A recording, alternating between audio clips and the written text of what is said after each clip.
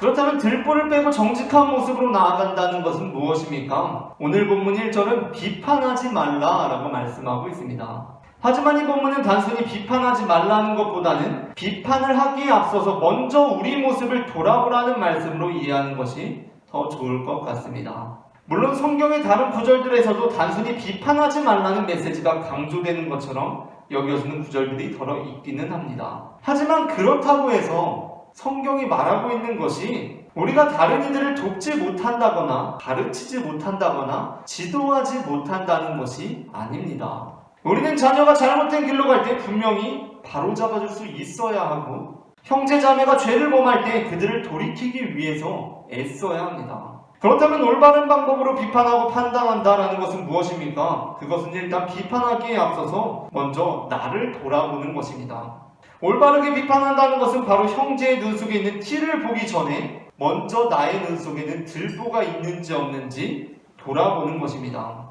기독교 신앙에 가장 심각한 변질이 있는데 그것은 바로 복음의 메시지를 듣고도 죄 가운데 그대로 머물러 있는 삶입니다. 그렇기 때문에 예수님께서는 오늘 본문의 6절에서 이렇게 말씀하고 계십니다. 거룩한 것을 개에게 주지 말며 너희 진주를 돼지 앞에 던지지 말라. 그들이 그것을 발로 밟고 돌이켜 너희를 찢어 상하게 할까 염려하라. 베드로후서는 이러한 기독교 신앙의 변질과 기독교 신학의 악용에 대해서 2장 20절부터 22절에서 이렇게 말씀하고 있습니다. 만일 그들이 우리 주 대신 예수 그리스도를 알므로 세상의 더러움을 피한 후에 다시 그 중에 얽매이고 지면 그 나중 형편이 처음보다 더 심하리니 의의 도를 안 후에 받은 거룩한 명령을 저버리는 것보다 알지 못하는 것이 도리어 그들에게 나으리라. 참된 속담에 이르기를 개가 그 토하였던 곳에 돌아가고 돼지가 씻었다가 더러운 구덩이에 도로 누웠다 하는 말이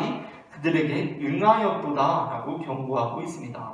그렇기 때문에 사도 바울은 우리에게 판단하지 말라고 경고하면서도 우리가 마땅히 지향해야 할 삶이 무엇인지를 드러내주고 있습니다. 로마서 2장 1절 그러므로 남을 판단하는 사람아 누구를 막론하고 내가 핑계하지 못할 것은 남을 판단하는 것으로 내가 너를 정죄함이니 판단하는 네가 같은 일을 행함이니라.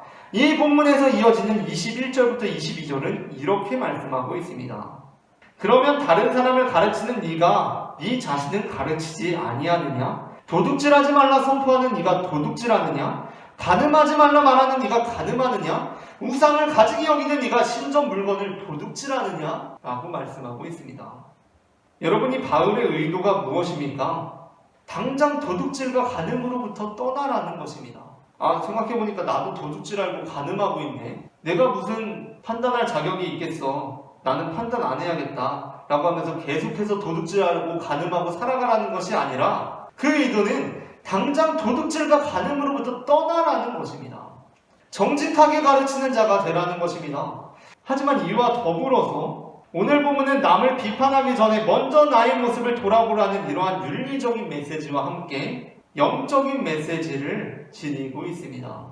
그것은 바로 앞선 6장 19절부터 34절과 같은 맥락으로서 먹을 것 입을 것으로 걱정하지 말고 먼저 하나님의 나라와 하나님의 의를 구하라는 것입니다.